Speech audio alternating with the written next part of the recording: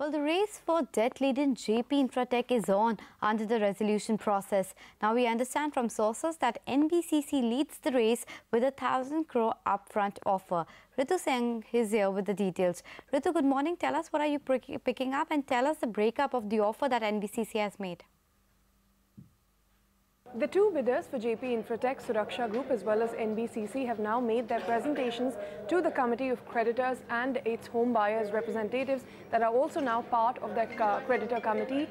We understand that NBCC has made the higher offer between NBCC and Suraksha, but that by no means is the only criteria that the lenders will be looking at. There will be various rounds of discussions that will now be held with the two bidders and the Committee of Creditors before a winner is voted upon by the end of March, is what the bankers are estimating. In terms of the offer, NBCC has offered an upfront payment of 1,000 crore rupees to the lenders, financial creditors of Jaypee Infratech, compared to about 10 crore rupees offered by Suraksha Group. In addition, NBCC is looking to settle about 3,000 crore rupees of debt through a land swap deal with the lenders compared to 5,000 crore rupees offered by Suraksha Group. NBCC has also proposed to raise another 2,000 crore rupees of fresh debt, out of which 1,000 crore rupees will be used towards completing the project, and another 1,000 crore rupees will be used to repay the existing lenders of Jaypee Infratech.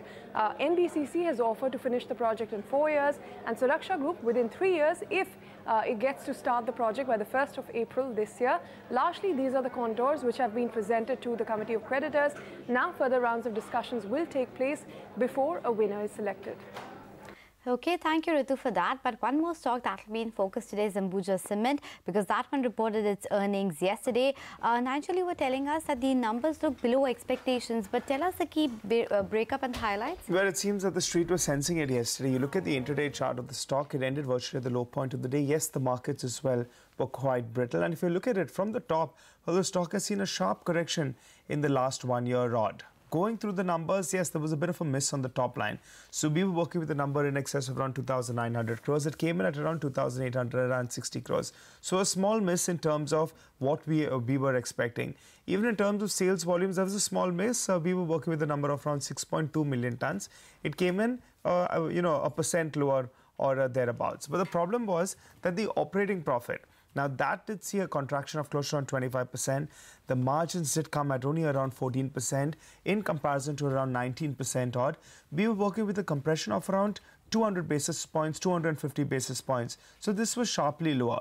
Couple of factors played out. One was that the sales volumes are lower than expected, so the operating leverage didn't really play out there. And the other factor was the power and fuel cost, the freight cost. Both of them were higher on a year-on-year basis. Not just that, even on a sequential basis, they were up anything between 15 to around 29%. So higher input costs clearly hurt them. The profit number, well, that was all over the place because there was a tax credit of around 300 crores. And also there was an exceptional hit of around 104 crores because they've been giving VRS to a lot of their employees. In terms of brokerage as well, Macquarie, they have a neutral rating on the stock. 218 rupees per share is the target price. They say that the numbers were a miss because of the high exposure to West India. The volume growth, though, was lower than what the industry has done.